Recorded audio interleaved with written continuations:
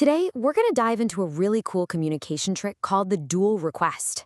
It's a surprisingly simple way to make your ideas more persuasive, and it all comes down to a funny little quirk in how our brains work.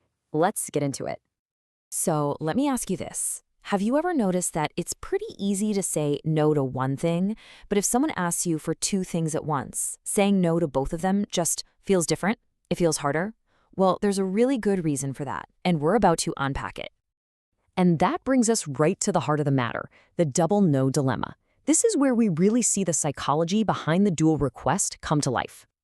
So what exactly is the dual request technique? Well, it's pretty much what it sounds like. Instead of making one request, you make two connected requests at the same time. It seems like such a tiny change, but believe me, it completely shifts the dynamic of the conversation. You know how it is. Someone asks for a single favor. Your brain does a quick, almost instant calculation, yes or no. It's a really low-effort decision, which makes it super simple to process, and if you need to, super simple to just say no. But the moment you add a second related request, everything changes. All of a sudden, it's not a simple yes or no question anymore. The mental math gets way more complicated, and it's that little bit of complication that makes this whole technique tick. This quote just nails it, right?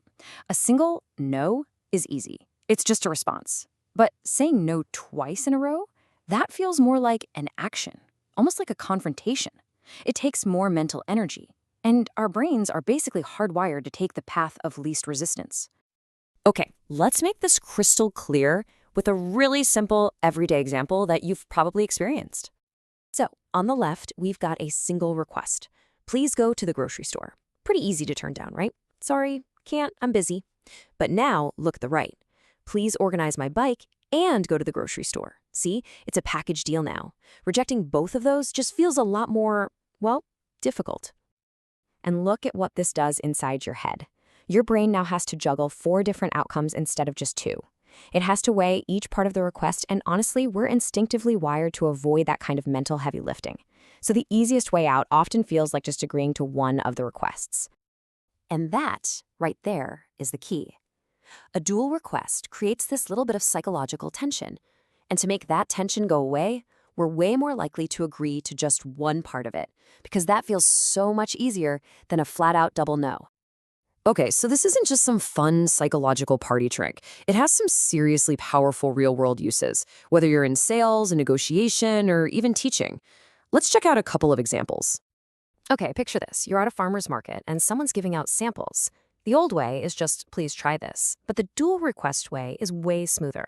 Hold it in your hand and try it. That first part, hold it, is so small it's almost a reflex. It's what you'd call a micro commitment. So by getting someone to agree to that tiny little first step, just holding the sample, the second step of actually tasting it feels like the natural next thing to do. You're building this little bit of momentum towards the thing you actually want. Or here's one from a more professional setting.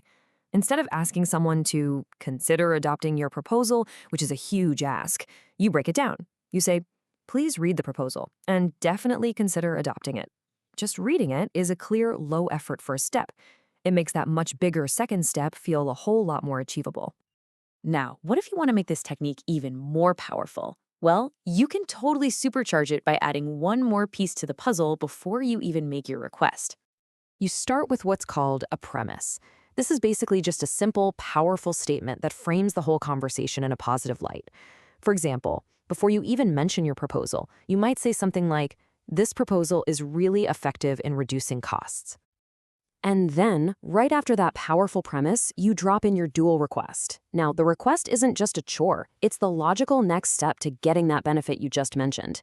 You've given them a great reason to say yes before they've even had a chance to think about saying no. So here it is, the winning formula laid out for you. First, you state a clear, hard-to-argue-with benefit. That's your premise. Then you immediately follow it up with a simple 2-part action. That 1-2 punch is incredibly persuasive. All right. Let's wrap all of this up into a simple, actionable takeaway that you can literally start using today.